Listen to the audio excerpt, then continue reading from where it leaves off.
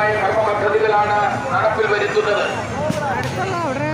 അടുത്തതുടൻ തന്നെ അത്യാധുനിക ക്രിമറ്റോറിയം വൈദ്യുതി ശ്മശാനം നിർമ്മിക്കുവാൻ പ്രാരംഭ നടപടികൾ ആരംഭിച്ചു കഴിഞ്ഞിരിക്കുന്നു. പരബ്രഹ്മ ഹോസ്പിറ്റലിൽ അതിന്റെ പ്രവർത്തനം കാര്യക്ഷമമായി നടത്താൻ എത്തുന്ന ഓരോ ബന്ധമനസ്സുകളുമായ സഹകരണവും സഹായവും ഉണ്ടാകണമെന്ന്